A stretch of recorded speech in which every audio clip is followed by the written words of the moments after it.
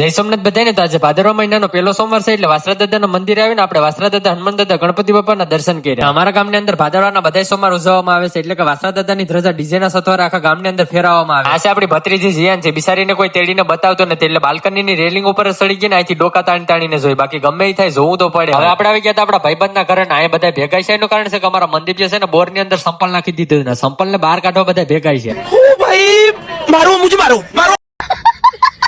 એટલે ભાઈ નાના મજાક કરું છું. બોર ની અંદર પાઇપલાઇન તૂટી ગઈ ને મોટર અંદર રહી ગઈ ને મોટર ને બહાર કાઢવા અમારા ગામના જૂના ને જાણીતા અમીરભાઈ ને બોલાવવામાં આવ્યા. અમીરભાઈ એનો મગજ દોડાવીને મોટર ને બહાર કાઢશે ને મગજ દોડે કે ના દોડે બાકી મોટર ને બહાર કાઢવી પડશે. બાકી તો આ લોકો પાણી વગર ના રહે. આખા દુપેડા ની અંદર આ ચાર છોકરાનો ડિસ્કો કરવામાં પહેલો નંબર છે ને બધા છોકરા કરતા આ ચાર છોકરા વધારે પડતા થોડાક લાલ છે. ને મને લાગે છે કે આ બધા એના ઘરે જાય એટલે એના ઘરના ટીપી નાખશે. પણ એ લોકો તો પહેલેથી જ પ્લાન કરી નાખ્યો કે આપણે હિરણ નદીએ નહીં આવીશું. બાકી આવી હાલતમાં ઘરે જવાનું થતું જ નથી. મમ્મી ક્યાં કરતી હે?